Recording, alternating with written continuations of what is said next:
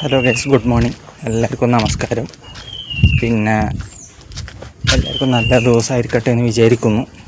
പിന്നെ ഇന്ന് ഞാൻ ലീവാണ്. അപ്പോൾ 2-3 ദിവസം മുന്നേ പറഞ്ഞു ഇന്ന് ലീവ് വേണമെന്ന്. അമ്പലത്തിൽ പോകണ്ടെന്ന് പറഞ്ഞ ശരിക്കും അമ്പലത്തിൽ തന്നെ പോകുന്നു.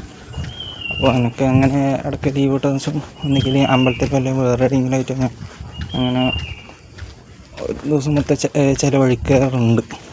അത് ഓരോരോ ഇതുപോലെ ഇരിക്കും. പിന്നെ പ്ലാൻ ചെയ്ത് വെച്ചാൽ പെർളശ്ശേരി അമ്പലത്തിൽ പോകണം എന്നാണ് ഒരു മനസ്സിലുള്ളത്. സമയം 9:30 കഴിഞ്ഞിട്ടുണ്ടോയെന്ന് വിചാരിക്കുന്നു. നോക്കാം.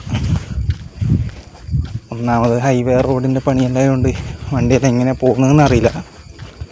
നേരത്തെ എത്തിയാൽ പോകാൻ പറ്റുമോ, അവിടെ എത്താൻ പറ്റുമെന്ന് ശ്രമിക്കുക. പിന്നെ കുറച്ച് പ്രോഗ്രാംസ് ഉള്ള കുറച്ച് പരിപാടിയുണ്ട്. നമ്മളൊരു ഫ്രണ്ടിൻ്റെ കല്യാണമായിരുന്നു 7-ാം തീയതി. അപ്പോൾ ഇന്ന് അതിൻ്റെ റിസപ്ഷനാണ്. ബാക്കി ഫ്രണ്ട്സിനൊക്കെ ഒന്ന് കോണ്ടാക്ട് ചെയ്തിട്ട് പോകുന്നുണ്ടോ ഇല്ലയോ എന്നറിയണം. കല്യാശ്ശേരി ബാങ്ക് ഓഡിറ്റോറിയത്തിലാണ് ഇത് റിസപ്ഷനുള്ളത്.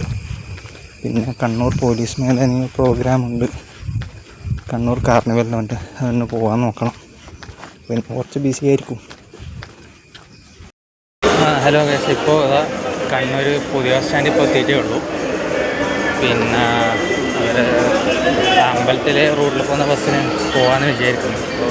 ഞാൻ ഉദ്ദേശിച്ചതിനെക്കാട്ടിയും കുറച്ചും കൂടി നേരത്തെയാണ് തോന്നുന്നു എത്തിയത്. ഞാൻ കണക്കൂട്ടിയ ടൈം പ്രകാരമല്ല, കുറച്ചും കൂടി നേരത്തെ എത്തിയെന്ന് വിചാരിക്കുന്നു.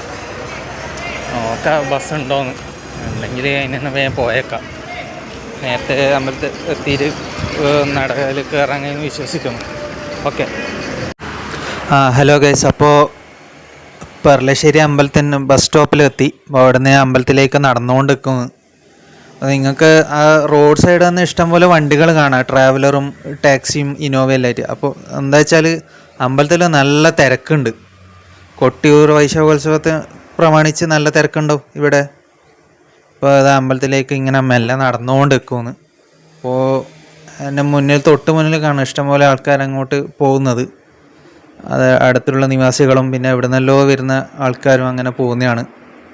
അപ്പോൾ ഇതിപ്പോൾ കാണുന്നത് അമ്പലത്തിൻ്റെ ഏകദേശം അകത്തളമാണ്. അകത്തളത്തിൽ ഇൻ്റർലോക്ക് പാകിയിട്ടാണ് ഉള്ളത്. അവിടെ ഗ്രൗണ്ട് നിലത്ത് ഇൻ്റർലോക്ക് പാകിയ പോലത്തെ അങ്ങനത്തെ നിലമാണ്. കറുത്ത കളറും ചുവപ്പ് കളറിൽ ഇൻ്റർലോക്കെല്ലാം കാണാം. അതിൻ്റെ അടുത്തടുത്തായിട്ട് തന്നെ കുറച്ച് പൂജാ സാധനങ്ങളും അങ്ങനത്തെ എല്ലാം വിൽക്കുന്ന ഷോപ്പുകളും കാര്യങ്ങളൊക്കെ ഉണ്ട്. തൊട്ട് അകത്തളത്തെ ആൾക്കാരും ഉണ്ട്. പിന്നെ അമ്പലത്തിൻ്റെ ഉള്ളിൽ നിന്ന് അങ്ങനെ അധികം വീഡിയോയും ഫോട്ടോയും അങ്ങനെ എടുക്കാൻ പെർമിഷൻ ഉണ്ടാവില്ല. അതുകൊണ്ട് പുറത്തുനിന്ന് ഇങ്ങനെ എടുക്കുന്നത്. ഇത് പെർളശ്ശേരി അമ്പലത്തെ ക്ഷേത്രക്കുളമാണ്. കുളം ഒന്നും അച്ചറിയൊന്നും എന്താ നിങ്ങൾക്ക് ഏകദേശം എങ്ങനെ നിങ്ങൾക്ക് പറയാനൊരു സൗകര്യം വെച്ചാൽ അങ്ങനെയാണ്. അതാ ഇപ്പോൾ ചെറിയ എന്നുള്ള വ്യൂ ആണ് നിങ്ങൾ കാണുന്നത്. അതിൻ്റെ ഉണ്ടാക്കിയ രീതി തന്നെ നമുക്ക് കുറച്ച് സമയം നോക്കുമ്പോൾ തന്നെ നല്ലൊരു പോസിറ്റീവ് എനർജി എന്നല്ല, അവിടെ പോയി ഇരുന്നാൽ കുറച്ച് നല്ല മൈൻഡൊന്ന് ഏകദേശം നല്ല ക്ലിയർ ആവും എങ്ങനെയായാലും. അപ്പോൾ അതെല്ലാം കാണാൻ വേണ്ടിയിട്ട് ആൾക്കാർ ഫോട്ടോയും വീഡിയോ എല്ലാം എടുക്കുന്നുണ്ട്, കുറേ ആൾക്കാർ. അപ്പോൾ നമ്മൾ മെല്ലെ മെല്ലെ ഓരോരോ സ്റ്റെപ്പ് ഇങ്ങനെ ഇറങ്ങിയിട്ട് പോകുന്നുണ്ട്. ഇപ്പോൾ മഴയെല്ലാം പെയ്തുകൊണ്ട് എന്തായാലും വെള്ളപ്പറ്റും വെള്ളത്തിൻ്റെ അംശങ്ങളെല്ലാം ഓരോ സ്റ്റെപ്പിലുണ്ടാവും. അപ്പോൾ സൂക്ഷിച്ച് ഇറങ്ങിയില്ലെങ്കിൽ ഒന്ന് സ്ലിപ്പായി നേരെ താഴോട്ടേക്ക് തന്നെ എത്തുക. അതുകൊണ്ട് മെല്ലെ മെല്ലെ ഇറങ്ങുക. ഇന്ന് തൊട്ട് മുന്നിൽ കാണാം കുറച്ച് ഫാമിലീസ് അവിടെ നിന്ന് ഫോട്ടോയും കാര്യങ്ങളും എടുക്കുന്നതും വീഡിയോ എടുക്കുന്നതും എല്ലാം നിങ്ങൾക്ക് കാണാം. ഓരോ സൈഡിലങ്ങനെ അതിന് നിർമ്മാണ രീതിയാണ് ക്ഷേത്രക്കുളത്തിൻ്റെ. നല്ല കല്ലുകൊണ്ട് നല്ല അടിപൊളിയായ രീതിയിൽ മികച്ച രീതിയിൽ തന്നെ അത് ഉണ്ടാക്കിയെടുത്ത്. അപ്പോൾ അത് വേറെ തന്നെ ഒരു സംഭവമാണ്. പിന്നെ ഇതിൽ മത്സ്യങ്ങളെ പേരൊന്നും അറിയില്ല, കുറേ ടൈപ്പ് മത്സ്യങ്ങളുണ്ട്. ഇതിനകത്ത് കാണുന്നത് കറുപ്പ് കളറുള്ള കുറേ മത്സ്യങ്ങളുണ്ട്. പിന്നെ ഉള്ളത് ഗോൾഡ് ഫിഷാണെന്നാണ് എൻ്റെ ധാരണ.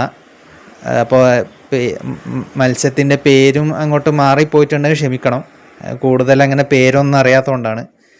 കറുത്ത കളറിൽ കുറേ മത്സ്യങ്ങളുണ്ട്, ഗോൾഡ് ഫിഷ് ഉണ്ട്, പിന്നെ വെള്ള കളറിൽ ഓറഞ്ച് ഇതായിട്ടുള്ള അങ്ങനെ മീനുണ്ട്.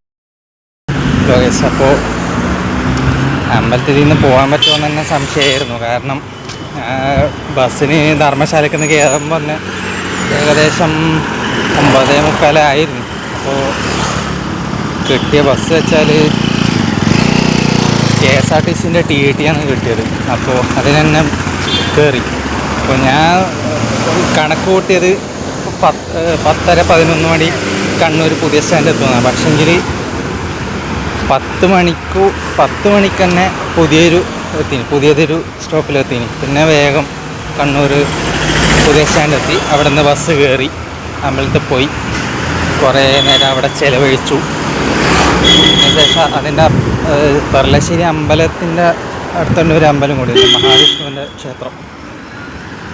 പിന്നെ പെർളശ്ശേരി നാരോത്ത് ശ്രീ മഹാവിഷ്ണു ക്ഷേത്രം, അതാണ് അങ്ങനെ പേര്.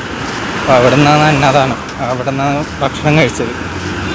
ഭക്ഷണം വെച്ചാൽ ചെറുപയർ കഞ്ഞി, വൻപയർ കറി, പിന്നെ പാൽപ്പായസം ഉണ്ട്. അതിന് കഴിച്ച് കുറേ സമയം അവിടെ നിന്ന് ചിലവഴിച്ചു. പിന്നെ കുറച്ച് കഴിഞ്ഞ പാടന്നെ ബസ് കയറി. ഇപ്പോൾ കാൾടെക്സ് കുറച്ച് സമയം മുന്നേ എത്തി. അവിടെ നിന്ന് കണ്ണൂർ കോക്ടെയിലിന് ഒരു കോക്ടെയിലും കുടിച്ചു. അപ്പോൾ പഴയ സ്റ്റാൻഡിലേക്ക് നടന്നുകൊണ്ട് നിൽക്കും. അപ്പോൾ കണ്ണൂർ കാർണിവലിൽ ഒന്ന് കാണുന്നുണ്ട്, അത് പോലീസ് മൈതാനിയിലാണ്. അപ്പോൾ കുറച്ച് സമയം ഒന്ന് ടൈം ഇതാക്കാൻ വേണ്ടിയിട്ട് നടക്കുന്നതാണ്. അങ്ങനെ ഏകദേശം 3 മണി മുതലാണെന്ന് അവരെ എക്സിബിഷൻ ടൈമിങ്ങും കാര്യങ്ങളൊക്കെ. അപ്പോൾ നേരത്തെ പോയിട്ട് അവിടെ നിന്നിട്ട് കാര്യമില്ല. അതുകൊണ്ട് കുറച്ച് അങ്ങോട്ടും ഇങ്ങോട്ട് നടക്കുന്നു. ഓക്കെ.